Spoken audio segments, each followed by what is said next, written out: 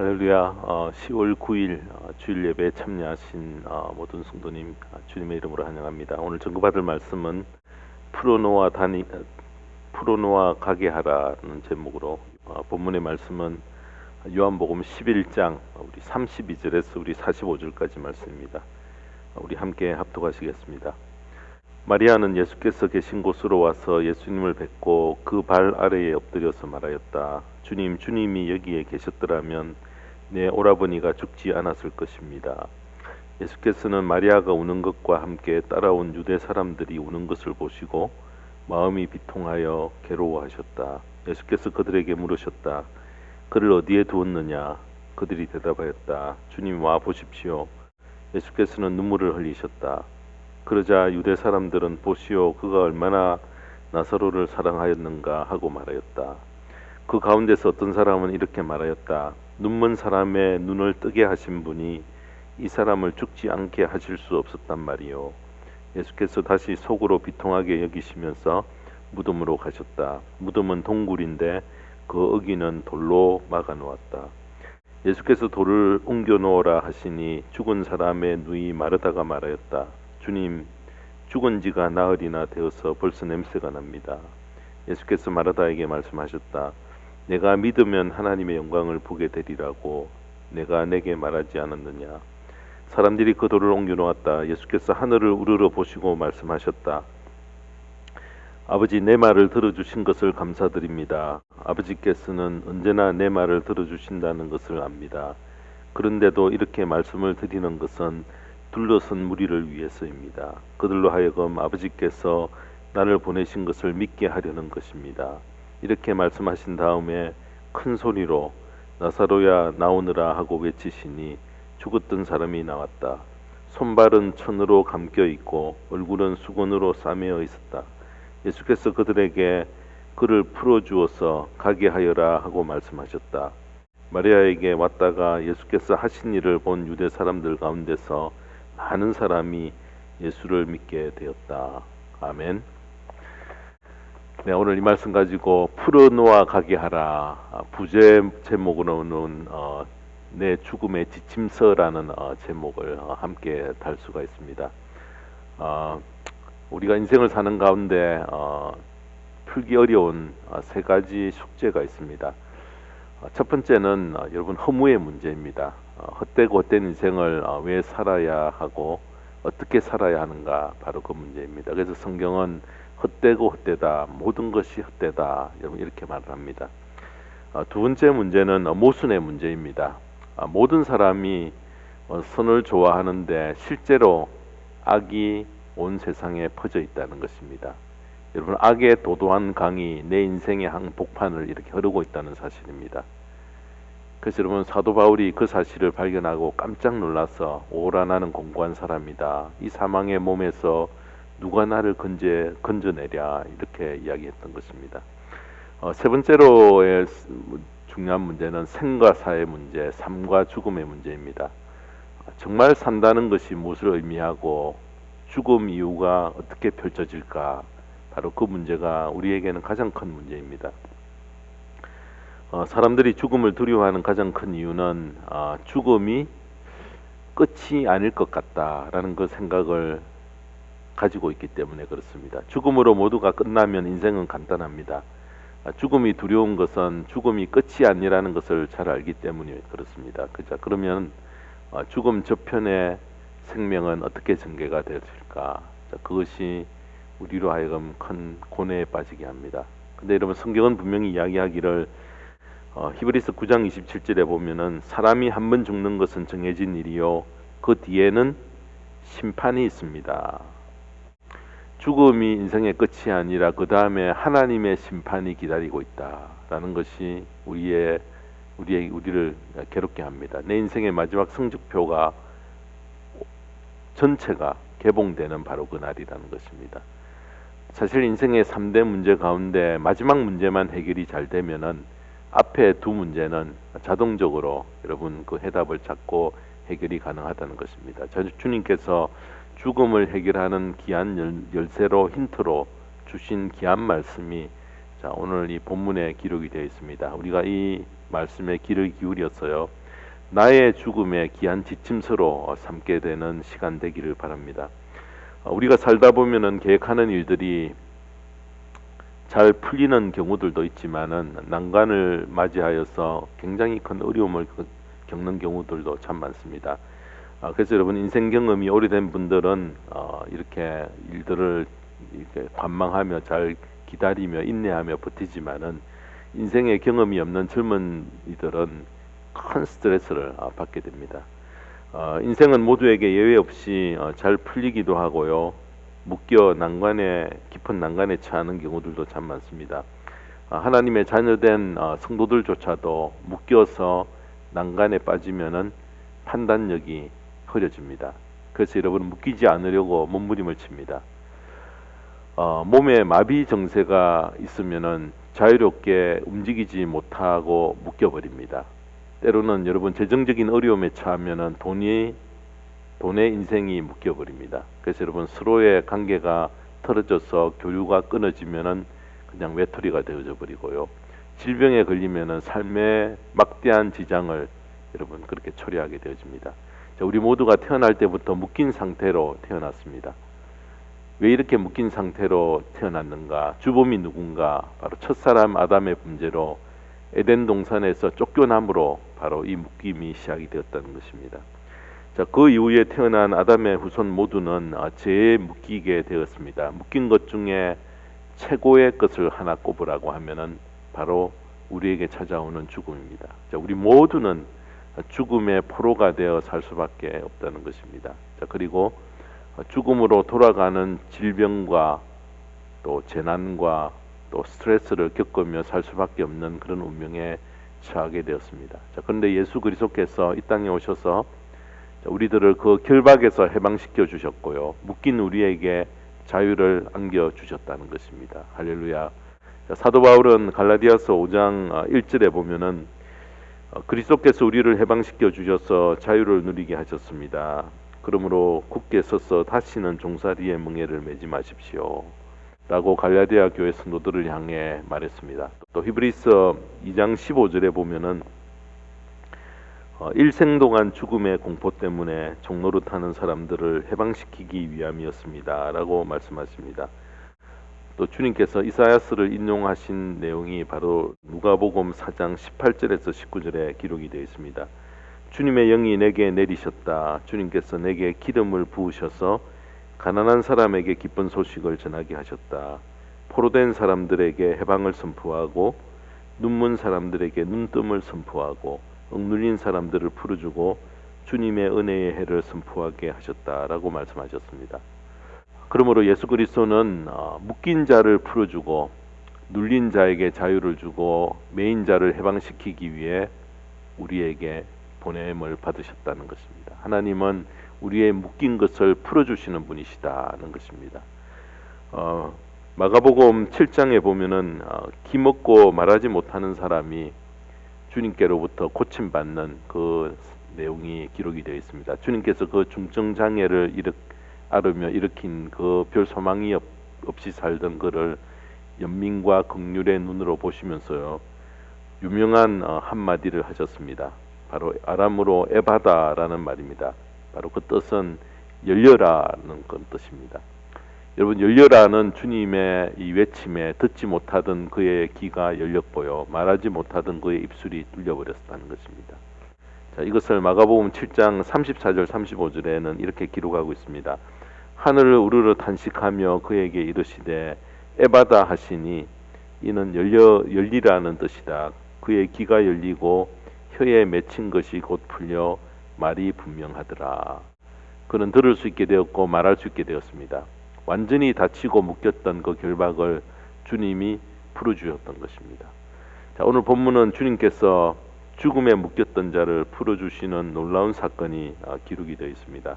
우리가 너무나 잘 아는 내용인데요. 여기서 나오는 마르다와 마리아의 가정은 오늘날로 말하면 부모님이 계시지 않은 결손 가정이었습니다. 그렇기 때문에 오빠인 나사로가 가장으로서 부모의 역할을 감당하며 두 동생과 함께 지냈습니다.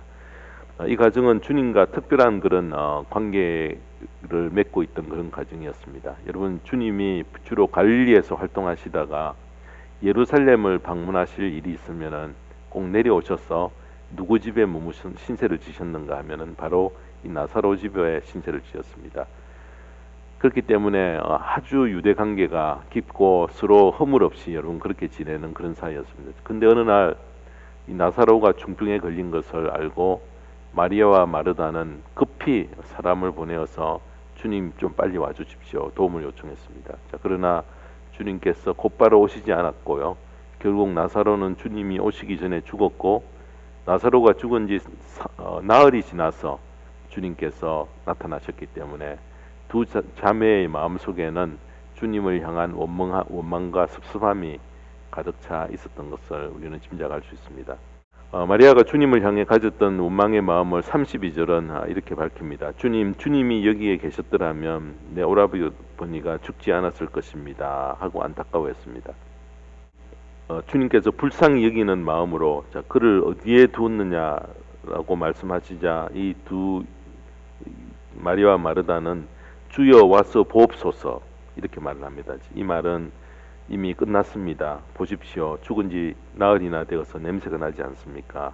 다 끝나버렸습니다. 라는 이 뉘앙스를 가지고 두 자매는 주님께 대꾸를 했던 것입니다. 이스라엘에서는 사람이 죽으면은 가난한 사람은 땅을 판 뒤에 그냥 적당히 여러분 이렇게 매장을 하였습니다. 또 예루살렘 기드론 골짜기에는 백성의 아들들의 무덤이라는 공동묘지가 있었어요. 범죄자나 천민들은 죽으면은 시체를 그냥 그곳에 갖다 던져버렸습니다. 그러나 여유 있는 사람은 암석을 뚫거나 또 자연 동굴을 무덤으로 그렇게 사용을 했던 것입니다.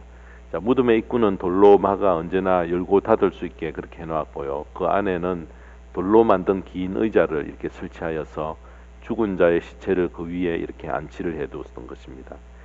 따라서 유족들은 원하기만 하면은 언제나 무덤의 돌문을 열고 들어가서 시체를 이렇게 볼 수 있었고 또 시체 위에 향료를 발라줄 수도 있었습니다. 그러다가 세월이 이제 흘러서 시체가 다 썩고 이제 뼈만 남아 있으면은 뼈를 다 수습하여서 적은 유골함에 넣은 뒤에 그 유골함을 무덤의 한 구석에 이렇게 보관을 합니다. 이렇게 마련된 돌무덤은 집안에 속한 가족 전체의 무덤이 되어질 수도 있고요. 경우에 따라서는 가족 묘지로 사용하고 두세 사람을 동시에 장사 지낼 수도 있었던 것입니다. 베다니에서 죽은 나사로의 시체 역시 이와 같은 돌무덤 속에 안장이 되었습니다. 그리고 유족들은 때를 맞추어 찾아가서 곡을 했습니다. 그 무덤은 지금 우리의 장례와 거의 비슷합니다. 나사로의 인생은 막을 내렸다, 모든 것이 끝났다라고 모든 주변에 있는 사람들, 가족들이 다 마음을 단념하고 있었던 바로 그때였습니다. 바로 그 무덤 앞에 지금 예수님이 서 계셨던 것입니다. 그리고 주위에 있는 사람들을 향하여 무덤의 입구를 막고 있는 돌을 옮겨 놓아라 그렇게 명령을 하셨던 것입니다. 여러분, 무덤의 문이 열렸을 때에 주님께서 그 무덤 속을 향해서 큰 소리로 외칩니다. 나사로야 나오라 했을 때에 일어난 일을 44절은 이렇게 기록을 합니다. 죽었던 사람이 나왔다. 손발은 천으로 감겨 있고 얼굴은 수건으로 싸매어 있었다. 예수께서 그들에게 그를 풀어주어서 가게 하여라 하고 말씀하셨다. 나사로가 나오라고 주님께서 명하시는 순간에 나사로야 나오느라 하고 명령했던 순간에 죽었던 나사로가 벌떡 일어났습니다. 그리고 무덤으로부터 수의를 입은 채 자기 발로 걸어나왔던 것입니다. 자, 그때 주님께서 다시 사람들에게 나사로를 풀어주어 다니도록 그렇게 명령을 했습니다. 대부분의 사람들은 나사로의 죽음으로 나사로의 인생이 끝났다고 생각했는데 나사로의 시체에 수의를 잘 입혔어요. 또 그 시체를 무덤 속에 눕힌 뒤에 무덤의 돌문을 굳게 닫아버렸습니다. 사람들은 죽은 자가 돌아갈 최후는 무덤으로 여겼는데 주님은 그 돌문을 열게 하셨고요. 그 무덤 속에 누워있던 나사로를 무덤 밖으로 불러내셨고 묶어 놓았던 모든 수의를 다 풀라고 그렇게 명령을 했던 것입니다. 주님을 영접한 자에게는 결코 무덤이 종착역이 되거나 최후의 목적지가 될 수 없음을 우리에게 보여주시고 증명해 주신 아주 귀한 사건입니다. 바로 이 사건으로 말미암아 주님께서 말씀하신 유명한 구절이 요한복음 11장 25절입니다. 예수께서 마르다에게 말씀하셨다. 나는 부활이요 생명이니 나를 믿는 사람은 죽어도 살고. 주님께서 십자가에 돌아가셨을 때에 사람들은 주님을 아리마대 요셉의 돌무덤에 장사를 지내고요. 예수님의 일생이 끝난 것으로 생각하고 그 무덤 앞에서 슬퍼하며 이제 모든 마음을 단념을 했습니다. 그러나 주님께서는 스스로 그 무덤을 열고 나오셨고요. 죽음이나 무덤이 결코 주님을 가둬둘 수 없음을 우리에게 보여주시면서 부활의 첫 열매 되심을 주님께서 친히 만방에 보여주셨던 것입니다. 여러분, 그 샘플로 바로 나사로의 이 일들이 벌어졌던 것입니다. 주님께서 부활하심을 알지 못한 채 이미 비어있는 주님의 무덤을 찾아와 슬퍼하는 여인들에게 천사들이 이렇게 말합니다. 누가복음 24장 5절 하반절에서 6절에 보면은 어찌하여 너희들은 살아계신 분을 죽은 사람들 가운데서 찾고 있느냐. 그분은 여기에 계시지 않고 살아나셨다. 갈릴리에 계실 때에 너희들에게 하신 말씀을 기억해 보아라. 만약 성도가 죽은 자의 무덤 앞에서 마냥 슬퍼하기만 하는 것은 여러분, 우리가 이 귀한 말씀을 알 때에는 도리에 맞지 않는다는 것입니다. 부활이요 생명이신 예수 그리스도께서 묶인 것을 푸셔서 진정한 자유를 우리에게 안겨 주셨고 주시고 주실 것이기 때문에 성도에게 죽음이란 곧 예수 그리스도 안에서 영원한 생명의 시작이 되는 영광의 순간이라는 것입니다. 이 세상 끝날 우리의 영혼이 다시 입을 부활의 몸은 썩어 없어질 육체가 아니고요. 에덴 동산에서 하나님께서 아담에게 입혀주셨던 타락 이전에 신령한 그 몸입니다. 우리가 입고 있는 이 육체는 우리의 죽음과 동시에 하나님의 창조의 법칙에 따라서 흙으로 그냥 가고 먼지로 사라져 버립니다. 이것을 우리가 믿는다면은 장래에 너무 장래 의식에 장사 지내는 그것에 무덤에 묻는 것에 너무 큰 비중을 둘 필요가 없습니다.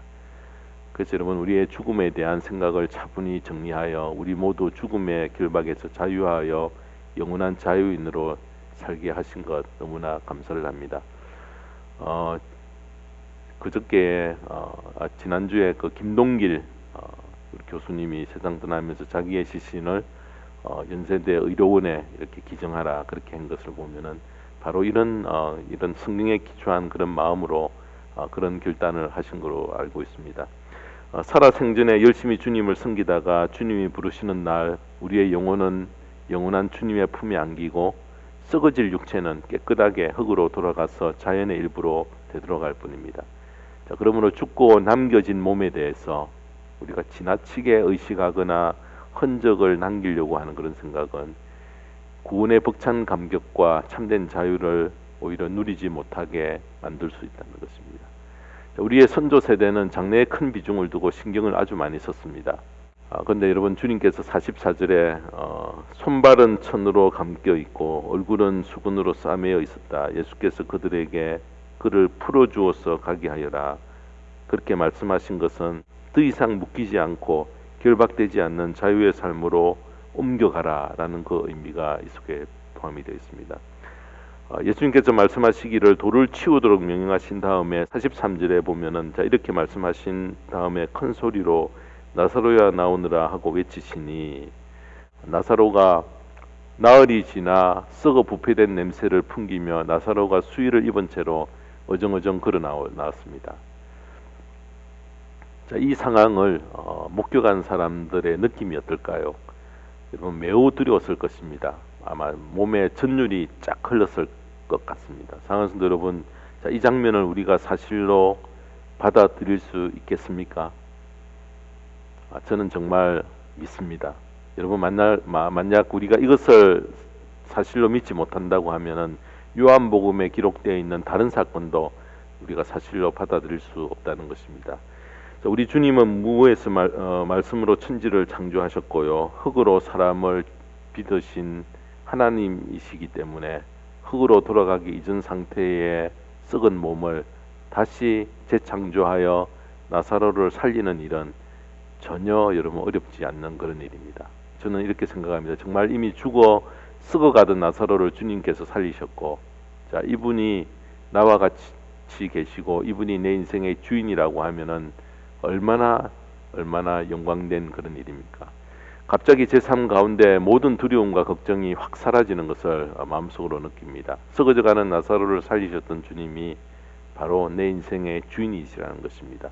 썩어져가는 나사로를 살리셨던 예수님이 우리와 함께 계시고 우리를 돕기 원하시고 죽음에 묶인 절망을 해결할 길을 분명히 우리에게 여셨던 것을 보여주고 계신다는 것입니다.